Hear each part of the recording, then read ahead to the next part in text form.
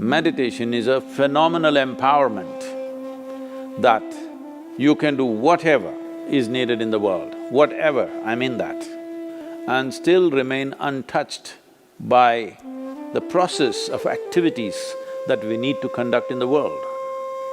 If you sit here, your body is here, your mind is there, who you are is little away. This is the end of suffering, and this is meditativeness.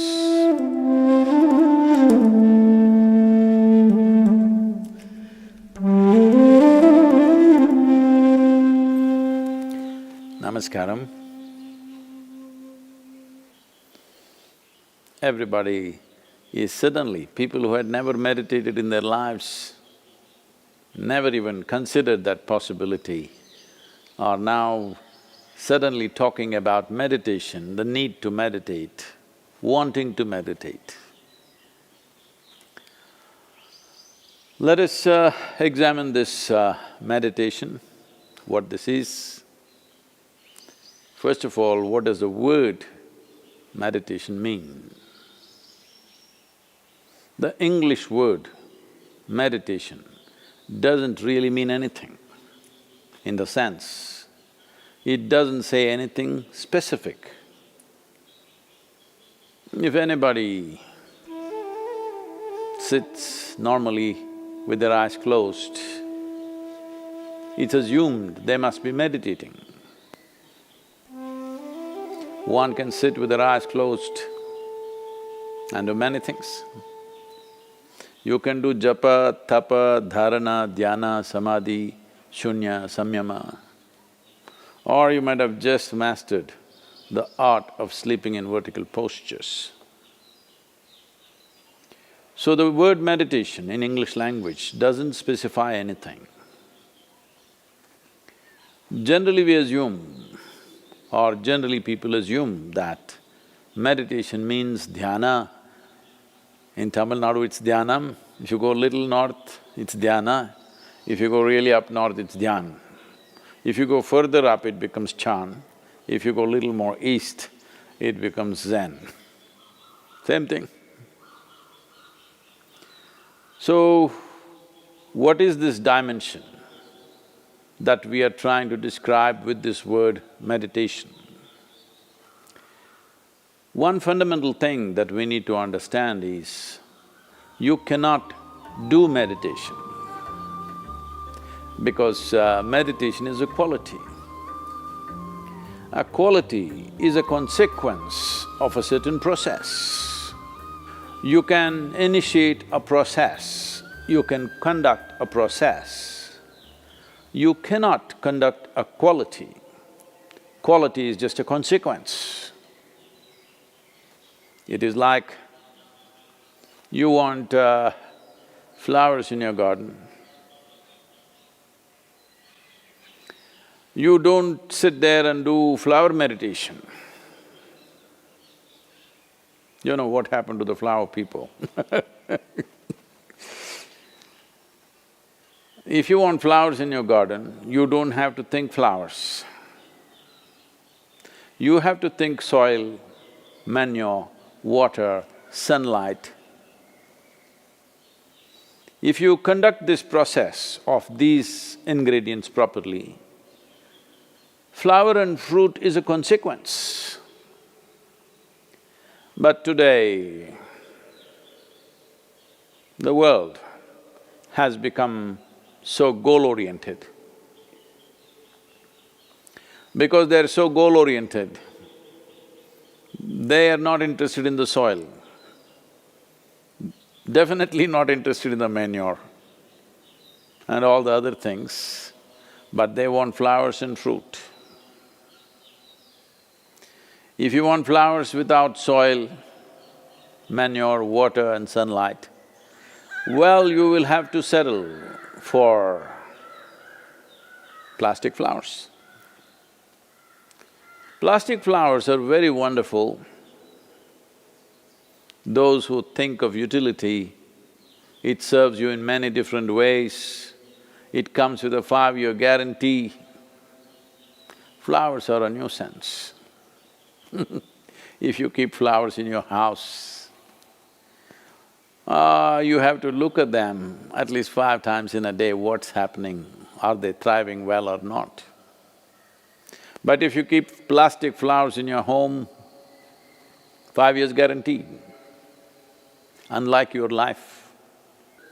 So essentially, the dimension and the process that you're referring to as meditation is very life-oriented.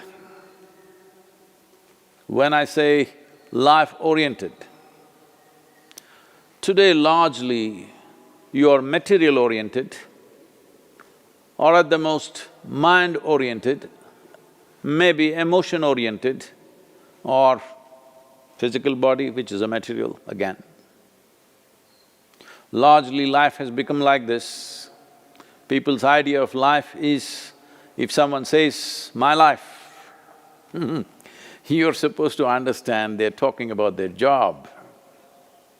They're talking about the economic condition in the country or in the world, about their car, maybe about their dog, sometimes about their husbands or wives. It could be anything. But the only thing that's truly life is what is throbbing in this. This is life. The rest are arrangements that we have made, hoping that these arrangements will allow us to enhance our life. Whether it's education, career, relationships, marriage, children, wealth, whatever.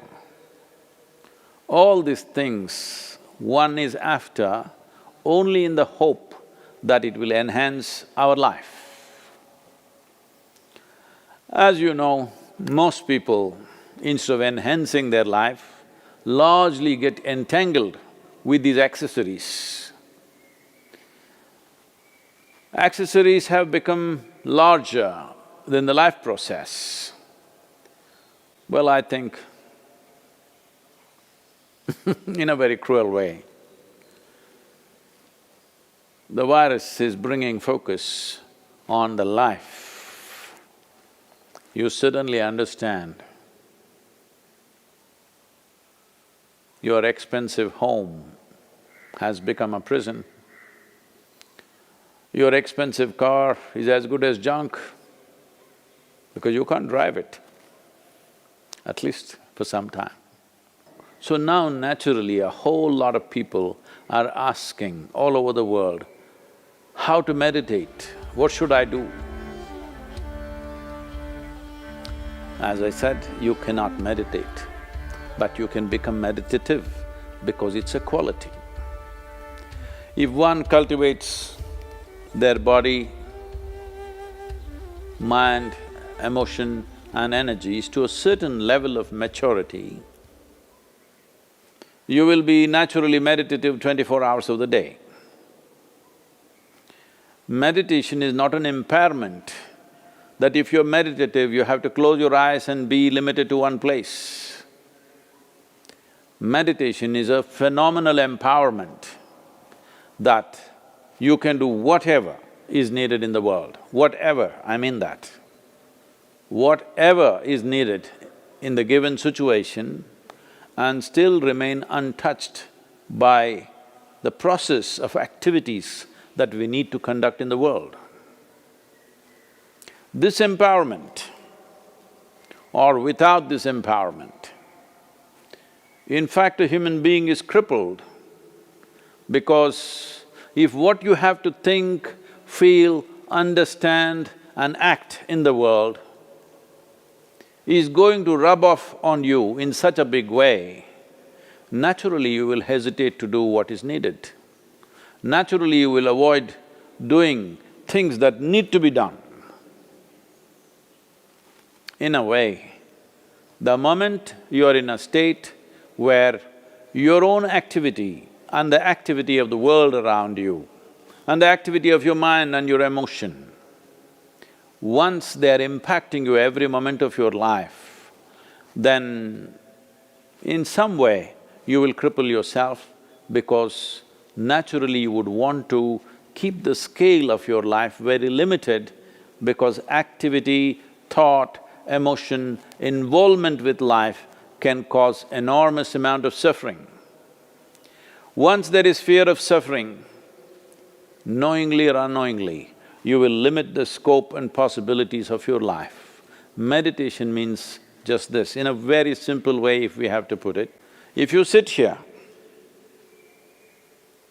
your body is here, your mind is there, who you are is little away from these two dimensions of physical body and mental accumulations. These two accumulations of body and mind, if a little space arises between you and this is the end of suffering. And this is meditativeness.